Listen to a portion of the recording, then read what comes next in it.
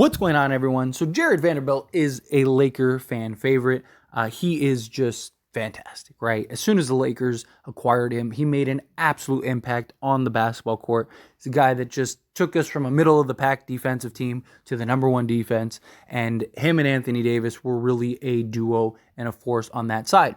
Jarred Vanderbilt has been working just heavily and steadily, working on that corner three, working on his game, and just trying to improve to be a better player. He also, based on reports, is 6'10 now, which is crazy to think about if that's the case. I know a lot of people don't really buy it, but one, I don't know why Phil Handy would lie about that, especially when you're going to see him on the basketball court this year. And two, it's not that, unbelievable. Some people act like it's impossible. There's no way he did it. Some guys still grow, especially athletes, especially in today's medicine and league and NBA and everything that goes on. It's not that much of an anomaly. But regardless, Jarred Vanderbilt, whether he grew or not, is an impact guy that is going to get after it on the defensive side of the basketball. He is arguably a top 5 defensive guy in the league, one-on-one perimeter defender. He is just ridiculous. And the stats back it up. Everything backs it up. The only thing he needs to work on is his offensive game. He's not very good in that department. But defensively, he's a guy that can absolutely get after it. You know what's better than a Jarred Vanderbilt, though? Is potentially 2 Jarred Vanderbilts. Now, look, Alex Fudge, I'm not saying that he is going to be as elite defensively as Jarred Vanderbilt. I'm not saying he's going to be as good as Jarred Vanderbilt. But I am saying he is very, very similar to Jarred Vanderbilt. He is very raw. He is very, he has his good moments, his bad moments, his awkward moments, his positive moments. He's not a guy that, if you just look up his stats, is really going to jump out and stand out as far as a page turner goes. But he is a guy that has a lot of really nice tools and a lot of really nice intangibles that are very similar to Jarred Vanderbilt. 6'8", 6'9" forward, 185 pounds, and just does the dirty work and gets after it. The problem is he's very raw, and offensively, he is a big liability, right? He's not very good offensively at all. Now, he did show some array of, knocking down the 3 ball, scoring at the rim, stuff like that, but he's not a guy that's going to really stand out. He didn't get a world of opportunity in Summer League. He only averaged 11 minutes per game in Summer League. And in that, he only shot 33% from the field. Again, terrible offensively. I get that. We got it. Good. But what he is another perimeter defensive style wing that can guard the best player on the other team, that has the tools and intangibles to be very impactful and very effective on the defensive side of the ball. He has a 7-foot wingspan, so he's got good length and can get after it. And you need guys like that, right? You need those kind of specialists. 3-point shooting and shot can be learned. It can be taught. He actually doesn't have a bad-looking shot. He just needs to work on it and develop it. That's why we have him on the Lakers, farm system, whatever you want to call it, G League, and guys like Phil Handy and the development team can work with him on developing that. He is a project that'll probably take 2 or 3 years to really get to where we need him to be. But here's the thing. He's 20 years old. Jarred Vanderbilt's 24. Jarred Vanderbilt just kind of became this guy, this just monstrous type of player that we know and love the last 2 years, right? And so the fact that it took him a little while to kind of get into it, figure it out, and kind of really become a basketball player, it's not out of the realm of possibility to think that Alex Fudge can become something similar.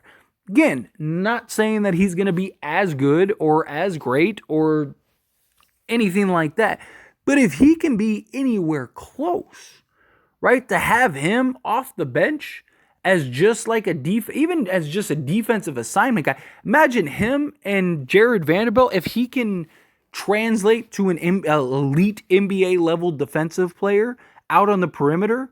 Imagine him and Jarred Vanderbilt on the wing, right? Imagine them on the perimeter just being a menace. You have 2 basic 6'9" guys that are just hounding you on the basketball. I mean, good luck. And then imagine you have Anthony Davis in the backcourt or the front court, just standing there waiting in case you get by these two. Like, good luck. You can't have too many of these types of guys. He's a guy that absolutely needs to work on his game, but that's why the Lakers liked him. Now, here's the thing. Lakers have Colin Castleton and Demoy Hodge on a two-way contract, and they also have Cole Schrider on a two-way contract. I don't think Cole Schrider showed enough to warrant that two-way contract. Now, Cole Schrider is an absolute elite shooter. He's money from the three-point range, but he looks lost out. He is not good at anything else, and it's really disappointing.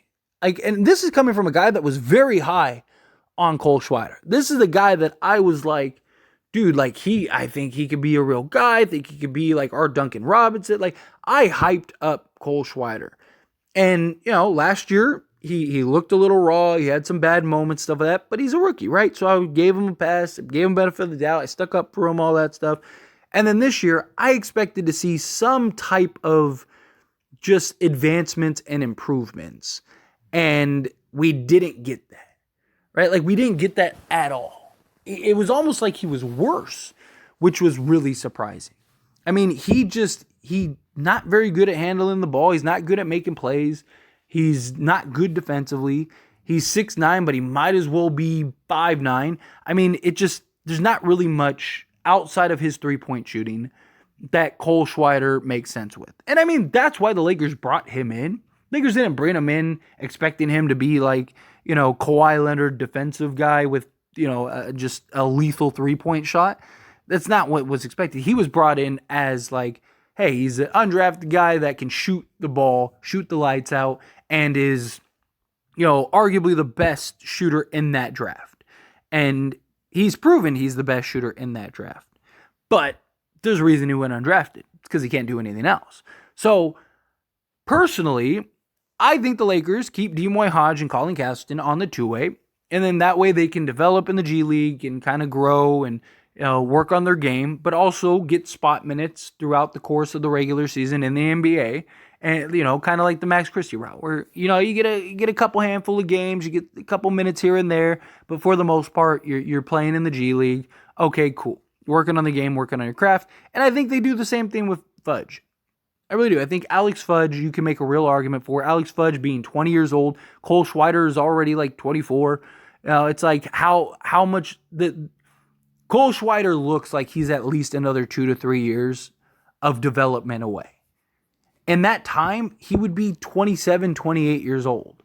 Where you could do and invest the same amount of time in Alex Fudge, who is 6'9", plays hard, gets after it, knows how to use his length, and if you can develop him into a legit 3-and-D style player, and I'm not even talking about him shooting elite. I'm not even saying he has to shoot 38, 39%, anything crazy like that. If he can just get to league average, but be a legit elite level NBA defensive guy, if it takes him 2 or 3 years to develop, he's still younger than Jarred Vanderbilt is right now.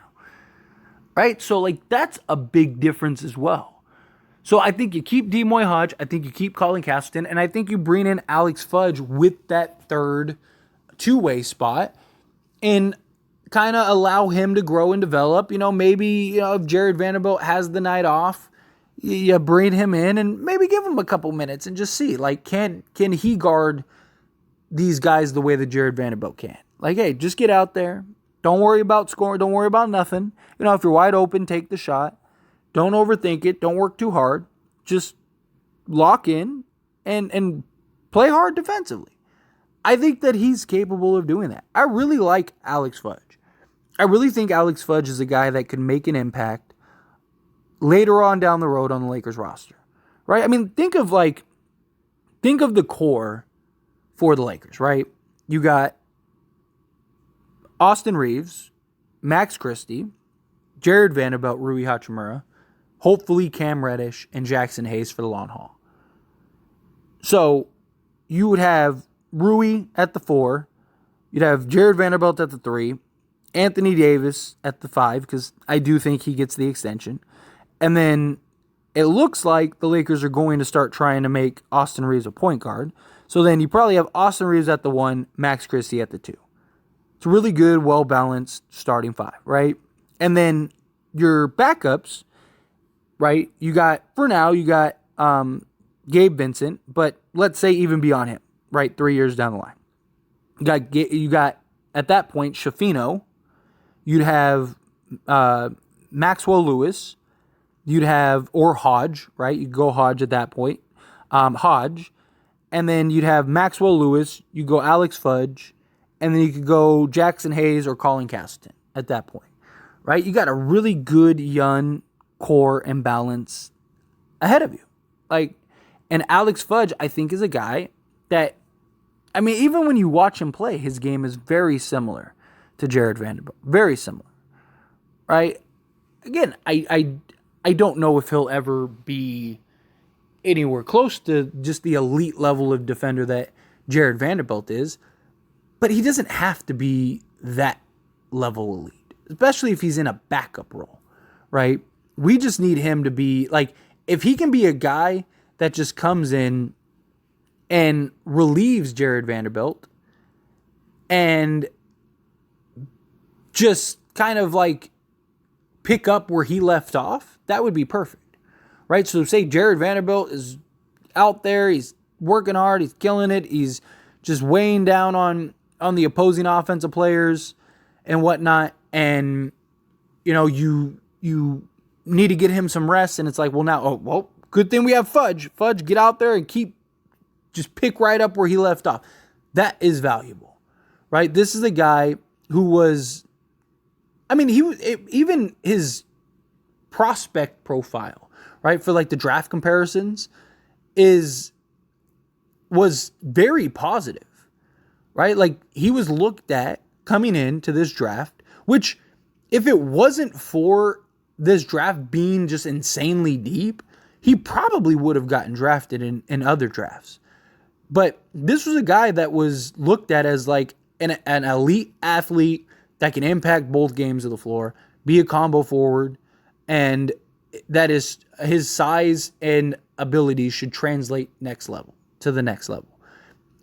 His explosiveness and length brings to the game a sophomore play above the rim quite a bit.